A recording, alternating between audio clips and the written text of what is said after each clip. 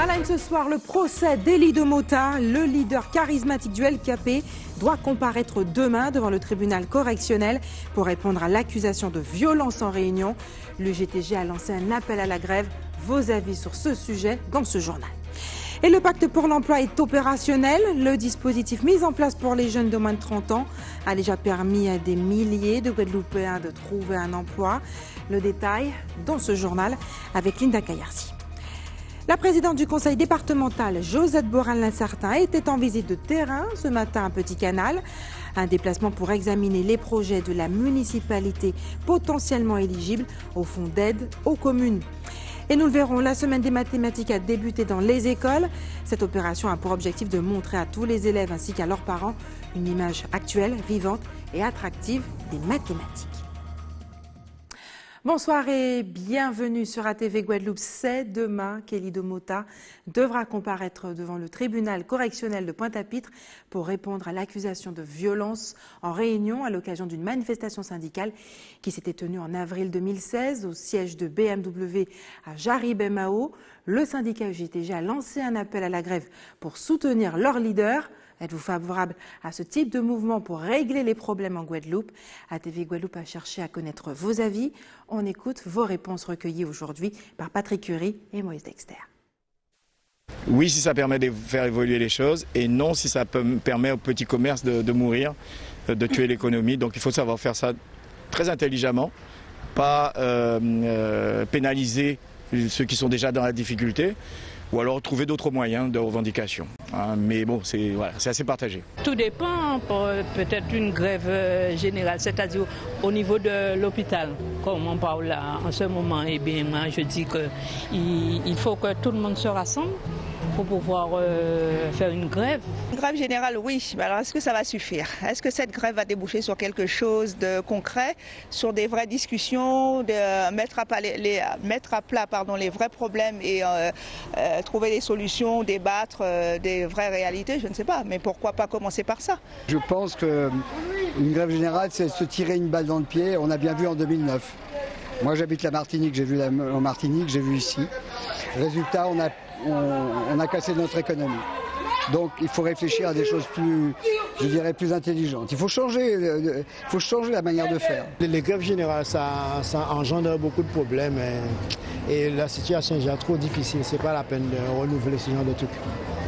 Il faut gérer ça autrement. Moi, en mon sens, le plus embêtant, le plus grave, c'est de voir que certaines situations arrivent à un tel degré de pourrissement où les gens doivent justement faire grève et manifester. Je pense que les choses devraient se régler bien en amont avec le dialogue. Mais bien sûr, s'il y a grève, c'est parce qu'il y a des obligations, il faudrait qu'on avance. Et toutes les luttes que nous obtenons, tous les avantages que l'on obtient, c'est essentiellement par l'intermédiaire des grèves. Et le pacte pour l'emploi est opérationnel en Guadeloupe. Le dispositif mis en place en 2016 pour aider les jeunes à s'insérer dans la vie professionnelle a déjà permis à 1600 Guadeloupéens de moins de 30 ans de trouver un premier emploi. Le bilan de ce dispositif avec Linda Kayarsi.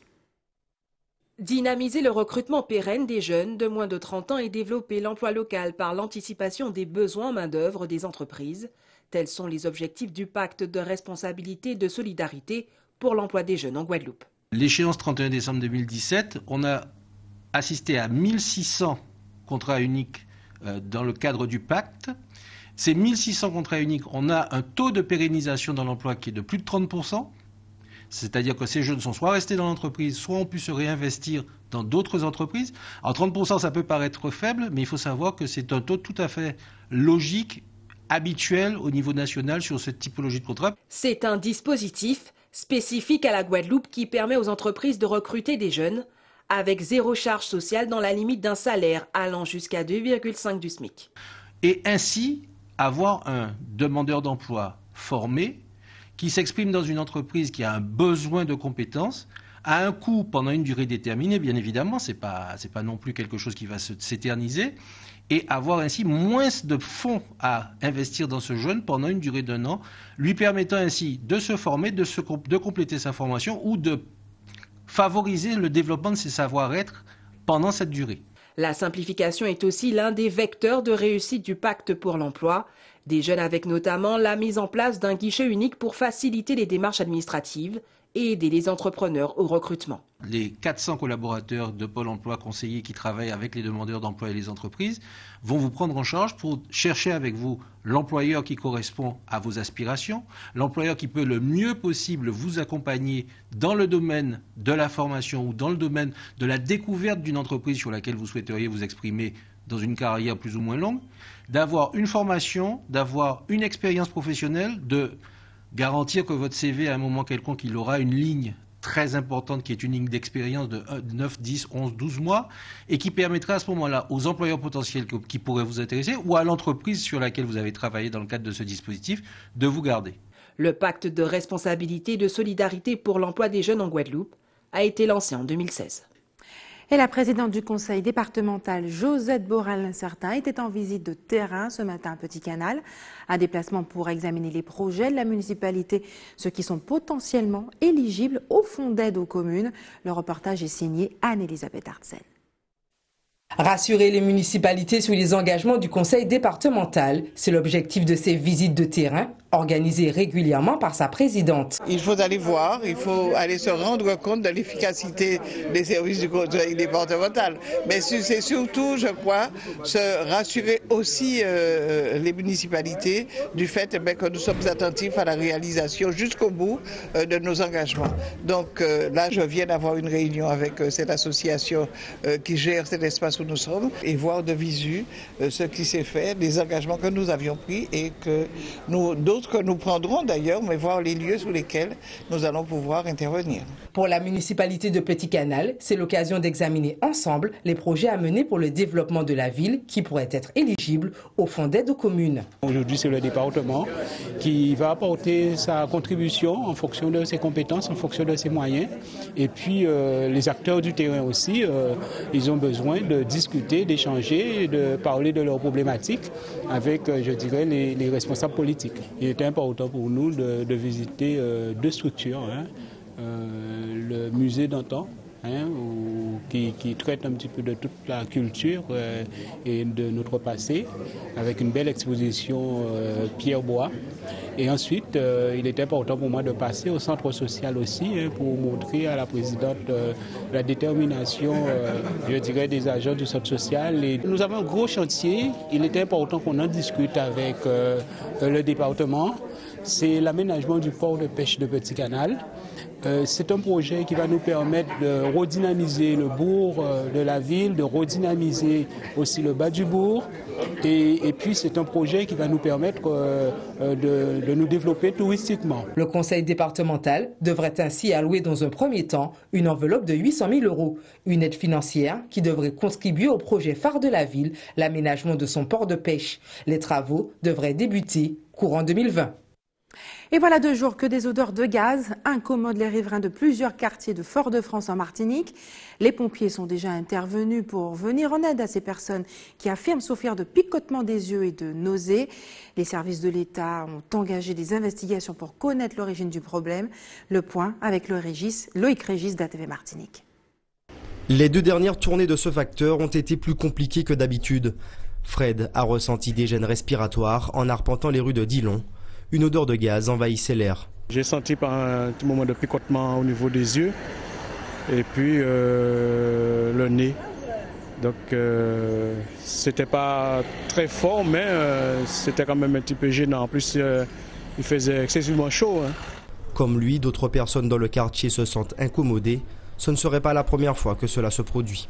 Depuis quelque temps, on a le nez qui pique, les yeux qui piquent, ma mère qui se gratte, qui frotte ses yeux en permanence, ma grande soeur aussi, et moi pareil. Là, comme je vous dis là, je vois trouble, chaque fois je suis obligée d'essuyer les yeux.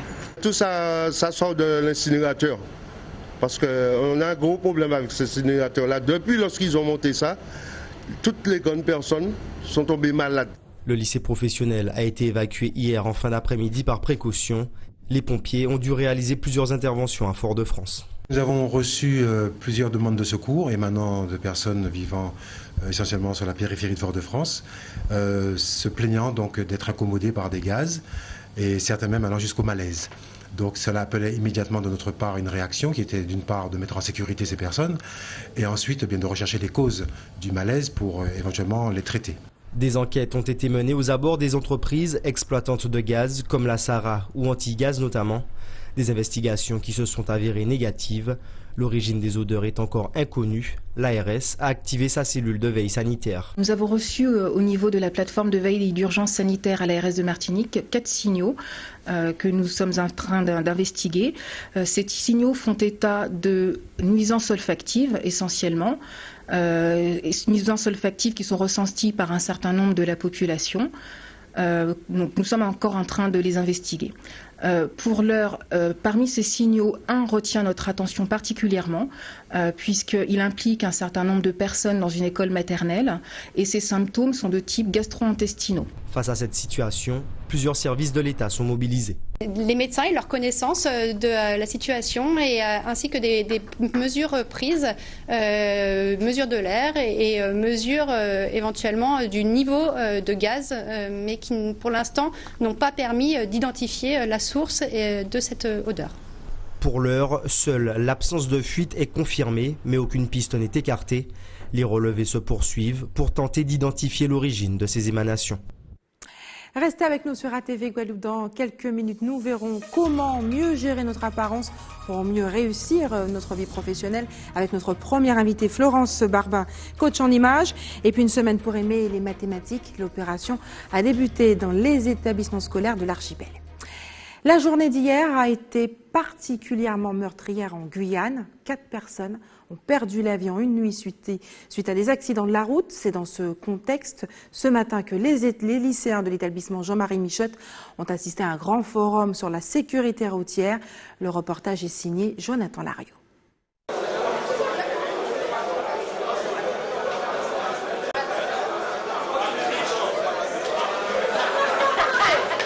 Difficile de rouler droit pour les élèves du lycée Michotte de Cayenne. Après avoir mis ses lunettes spéciales, ils sont confrontés à un monde vu au travers des yeux d'une personne en état d'ébriété. Mais c'est flou, on voit pas bien et tout ça. C'est difficile. Avant, je mémorise le truc et après, j'ai réussi, mais c'est complètement flou. C'est complètement flou quand je passe le truc. Ouais, c'est très chaud. Et ouais, c'est chaud. Mais quand on fait la route et le volant, une perte de réflexe et de la réalité qui pourra amener à cette situation. Ici, les pompiers de Cayenne simulent un accident entre un vélo et une voiture. Les 2 blessés semblent être dans un état inquiétant.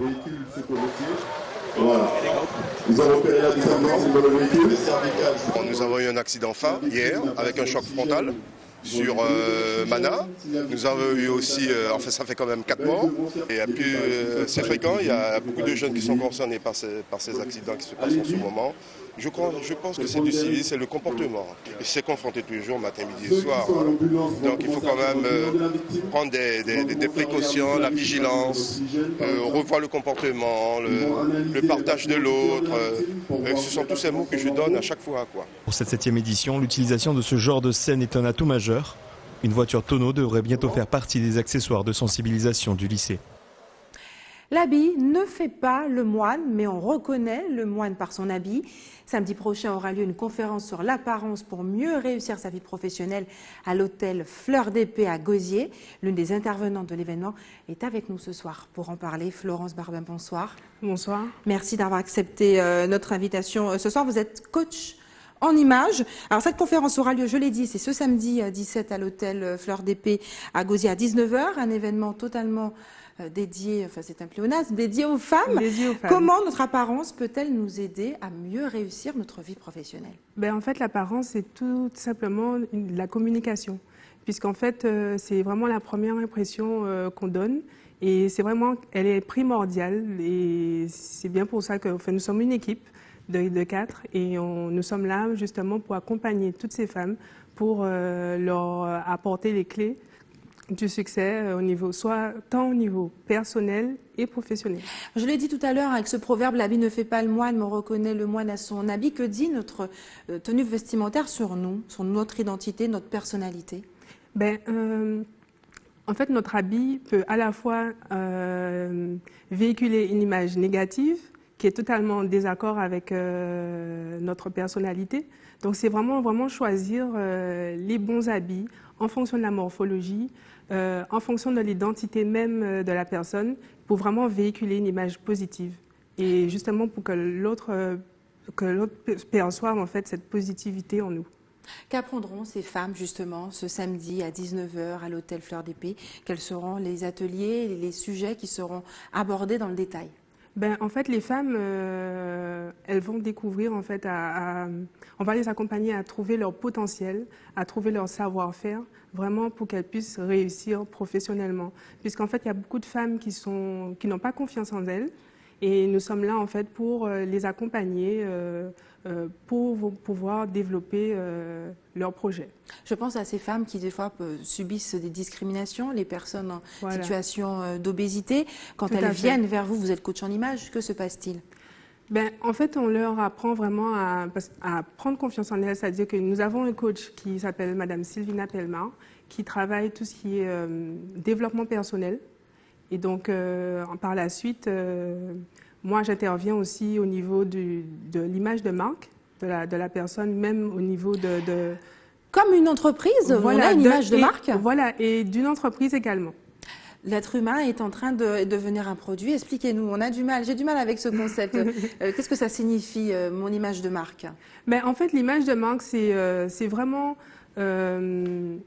aider les personnes à trouver vraiment le potentiel, ce qu'elles ont au fond d'elles, ce qu'elles peuvent révéler en fait dans la société, puisque nous avons tous un projet de vie personnelle ou professionnelle, et c'est vraiment pouvoir faire ressortir tout ce qui est enfoui en fait. Donc on travaille d'abord tout ce qui est âme de la femme, vraiment le développement personnel pour aboutir justement à une confiance extérieure. On parle beaucoup de la femme par rapport au concept de coach en image. Elles ont plus besoin que les hommes d'avoir des conseils en image ou est-ce que vous envisagez également de développer ce concept pour la gente masculine? Alors c'est vrai qu'on parle beaucoup de la femme, mais c'est aussi parce qu'on est dans cette problématique d'inégalité de la femme dans la société. Donc on a découvert en fait qu'il y a énormément de femmes qui ont des projets, qui ont envie de faire des choses, mais qui n'y arrivent pas, puisqu'elles n'ont pas confiance en elles et elles ont besoin d'aide en fait, ces femmes. Est-ce que finalement l'apparence physique et vestimentaire n'occupe pas trop de place dans cette société? Effectivement, mais c'est-à-dire que quand même, heureusement, nous sommes là justement pour vraiment montrer, donner les clés pour réussir et faire sa place en fait dans cette société. Apporter un équilibre peut-être entre mon apparence et ce que je suis vraiment? En fait, oui, tout à fait, puisque nous, on travaille vraiment l'identité même de la personne. Le but n'est pas de véhiculer une image autre de ce qu'on est, c'est vraiment tenir compte de l'identité de la femme. Cette recherche d'authenticité. Merci. En tout cas, Florence Barbin d'avoir accepté de répondre à nos questions ce soir. Je rappelle que cette conférence aura lieu ce samedi 17 à 19h à l'hôtel Fleur d'Épée à Gosier. Alors, Fleur d'Épée maintenant, effectivement, il y a cette rectification. Nous partons maintenant pour la Martinique. On parle santé. Le centre d'enseignement et de simulation en santé en Martinique a ouvert ses portes au grand public aujourd'hui à l'hôpital Montgovulsin. Des opérations qui seront réalisées avec des robots. On regarde le reportage de Guy Raphaël René. Votre patiente est en train d'accoucher dans l'ambulance. Faites vite, mettez les gants. On y va. Elle souffre. Allez-y. Dans cette salle de travail, Elsa se retrouve aujourd'hui dans la peau d'une sage-femme dans le cadre d'une simulation d'accouchement. Je pousse encore ?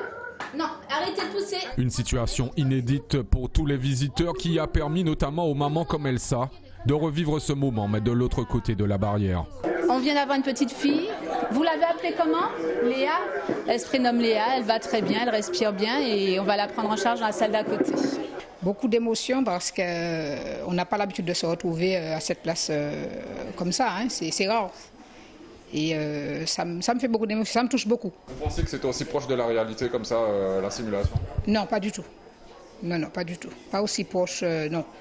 Un mannequin aussi souple, le bébé aussi souple avec le poids qu'il faut, non, pas du tout. Des simulations appliquées aussi bien en obstétrique, en pédiatrie qu'en bloc opératoire avec un matériel moderne qui permet d'être au plus près de la réalité. Les mannequins sont je dirais presque vivant, puisque l'amputation de ce monsieur pouvait saigner et tout ça. Alors, c'est réaliste. Ça aide pour évidemment les professionnels, mais également les personnes savent, ils voient un peu comment ça se passe en situation réelle, donc c'est important aussi de savoir. Alors, oui, qu'est-ce qui vous est arrivé? Oui, je suis là, mais qu'est-ce qui vous est arrivé?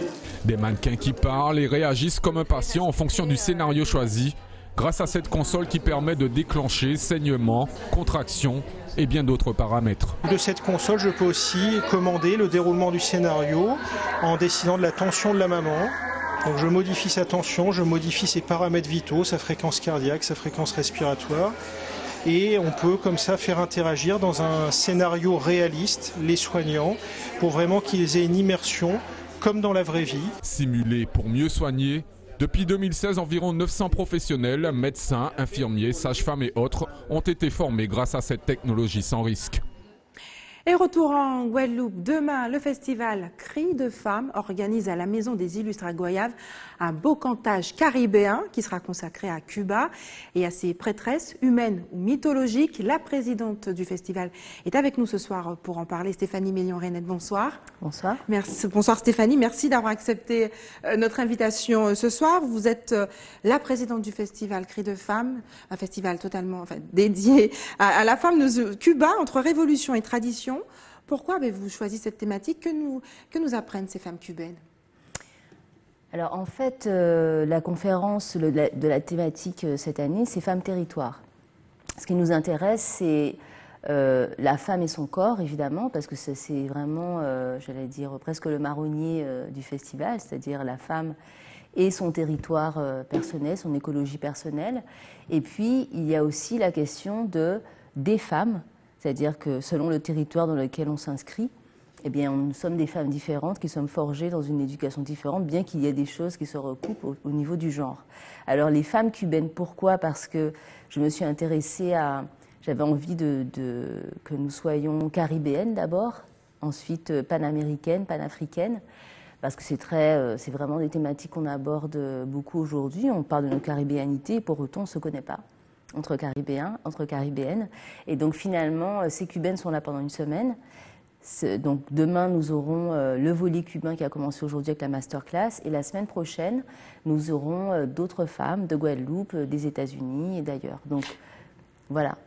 Et donc demain soir, vous parlerez de la femme, de ses engagements, de ses combats, avec la projection notamment d'un documentaire nommé Qu'est-ce qu'une femme, qui a été réalisé par Antoinette Fouque, militante du mouvement de libération de la femme. Je vous pose la question, qu'est-ce qu'une femme ? Qu'est-ce qu'une femme? Je pense que c'est une question qui est de plus en plus difficile aujourd'hui. La réponse est de plus en plus difficile parce que la question du genre se pose comme étant une déconstruction de tout ce que l'on sait en fait. La féminité, on sait qu'elle est construite par l'éducation, outre le fait que nous ayons des prédispositions physiologiques, puisque nous avons des organes sexuels féminins, mais tout ce qu'on appelle la féminité est quelque chose qui est construit. Et donc aujourd'hui, on s'intéresse aux femmes. Et donc quand on parle des femmes au pluriel, on parle de toutes les femmes, c'est-à-dire pas forcément celles qui répondent toujours à ce que la société attend d'elles en fait. Quel regard justement portez-vous sur la nouvelle génération, celle qui a hérité des combats menés par la génération de 68? Est-ce que selon vous, elle est ingrate, oublieuse, ou alors non, au contraire, militante? Eh bien, je pense qu'elle a été oublieuse pendant un moment. Et qu'aujourd'hui, il y a des mouvements féministes et afroféministes en France. Et quand je dis afroféministes, il faut faire la différence entre les féministes et la femme noire, et la femme noire, voilà, qui a une autre histoire et donc il y a d'autres revendications. Il y a une double discrimination. Voilà, parce qu'on parle d'intersectionnalité, elle est discriminée parce qu'elle est femme, parce qu'elle est noire, et parfois aussi parce qu'elle est musulmane, et parfois aussi parce qu'elle est lesbienne, et parfois aussi pour tout un tas de raisons. Et donc finalement, en tant que femme antillaise, je pense qu'aujourd'hui, on commence à se souvenir, à chercher l'histoire. Parce que d'abord, nous nous intéressons à l'histoire des femmes afro-américaines qui ont fondé le féminisme afro-américain, donc des afro-descendantes. Et ça nous amène à nous interroger sur nous et celles dont nous procédons. Donc les femmes antillaises qui ont milité en France, comme Gerty Danbury, par exemple, qu'on peut citer. Et donc finalement, aujourd'hui, on commence à se souvenir. Et je pense que c'est un peu pour tout. Toute notre histoire est un peu comme ça. On l'oublie. et ensuite on la recherche. Cela fait quelques années, Stéphanie Mignon-Reynette, que vous interpellez les femmes à travers ce festival, mais aussi les hommes sur le rôle de la paternité. Est-ce qu'aujourd'hui vous avez le sentiment que le message passe et qu'il y a un vrai intérêt pour ces questions?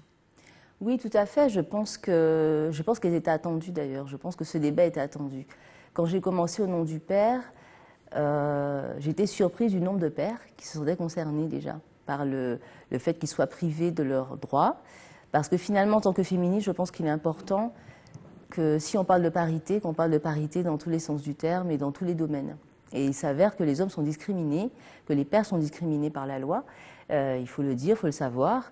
Et pour plus d'équité entre les deux sexes, alors on va dire que les hommes sont moins discriminés que les femmes, dans la plupart des cas, mais je pense que par souci justement du développement, du bon développement de notre société guadeloupéenne, antillaise, caribéenne, afrodescendante, etc., il est important que père et mère, hommes et femmes, arrivent à trouver un équilibre ou à retrouver un équilibre en fait. Merci Stéphanie Mignon-Reynette d'avoir accepté de répondre à nos questions ce soir. Je rappelle que le programme du festival est disponible sur les réseaux sociaux, sur la page. Voilà, sur la page Facebook. Je laisse mon numéro 47 05 66, c'est un portable. Et donc, je peux vous envoyer par WhatsApp aussi toutes les infos. Elles sont disponibles en ligne, effectivement. C'est fou le développement des moyens de communication aujourd'hui. Comment donner d'ailleurs aux élèves, autre sujet, l'envie d'aimer les mathématiques? Il existe une semaine dédiée, la semaine des mathématiques, qui est organisée avec le concours de l'éducation nationale. Elle a débuté cette semaine, ce lundi, en Guadeloupe. Le reportage est signé Linda Kayarsi.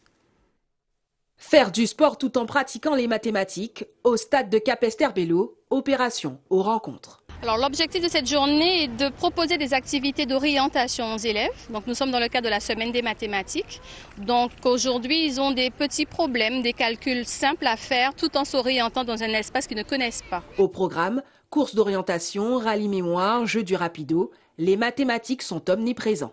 On fait un jeu qui s'appelle Rapido.